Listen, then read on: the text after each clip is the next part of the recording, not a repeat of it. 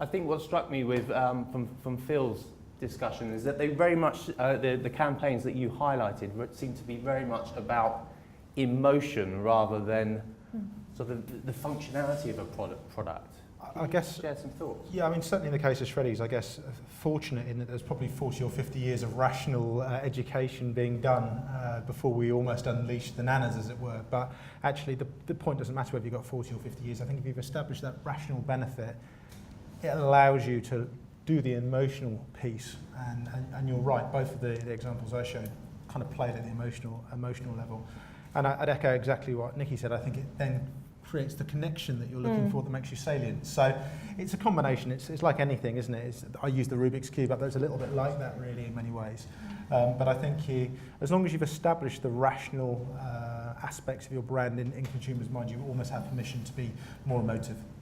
Okay. There's also one other thing that I try to remind myself of as much as I can, which is what we need to do is get people to feel more and think less.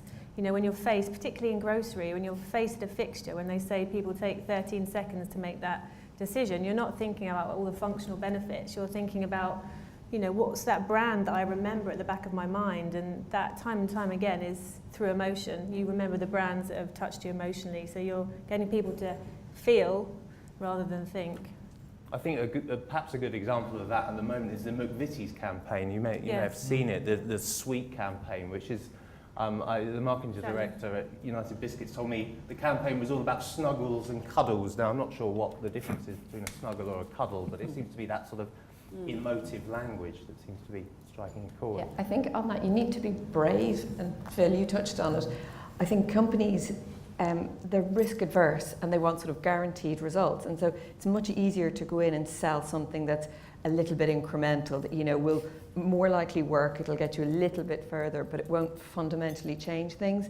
And then you do that for 4 or 5, 10 years, and then suddenly the rest of the category's moved on, or people have just moved out of the category, because, you know, it's much easier to play it safe when you're talking to your financial director or your sales director. I think marketing has to be the centre of bravery in an organisation. I totally echo that. Interestingly, when I sold the Knitted by Nanas campaign to the American part of our business, General Mills, it was like a tumbleweed moment. I thought, oh my God, what have I done?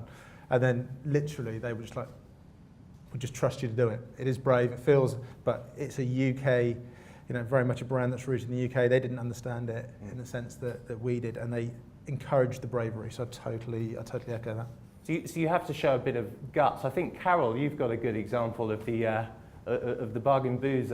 Yeah, I've just literally been looking at rebranding Bargain Booze. I don't know if any of you know, I'm Carol, by the way, and I'm currently with Bargain Booze, which has 600 stores mainly in the north. And I think the interesting thing is we're all talking about creating emotion and understanding customers.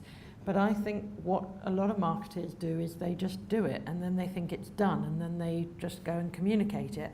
But actually the amount of time, you've got to work out how long that's going to last, because with Bargain Booze, they had a great proposition 15 years ago, and they've just left it. And you just kind of think, okay, I understand what we're going to go after, I understand the kind of core resonance and the emotion behind the brand, so we'll communicate it in different ways, or do different promotions. But actually you need to keep refreshing it, because what happens is the newcomers come in, like with us, Aldi and Lidl have come in and completely changed the whole face of the retail market. You know, and all of a sudden, where we were, as in the name, Bargain Booze, all of a sudden people were buying at Aldi and at Lidl because they were cheap and brilliant. So I'm sure all of you have seen the Aldi campaigns that have said, we like this brand, but ours is so much better. And what we tried to do is take the piss out of them by saying, I don't know if any of you saw the Aldi Schmaldi campaign. It was like, you know, Aldi Schmaldi. It was very much kind of, you know, forget them, because they might have cheap copies of brands, but we've got brands, and it was about re-establishing it. My point that I wanted to make is that I think the interesting thing that we had to do was just say, you need to keep refreshing the brand. You can't just do it once and move on. And you know, so it'll be interesting to see what happens to the Nana campaign in 2 or 3 years' time, because it is a constant evolution. And it goes back to the point that was made a minute ago. I think people hang on to things because it feels safe. and it will take someone who is brave to go, do you know what, it is now time to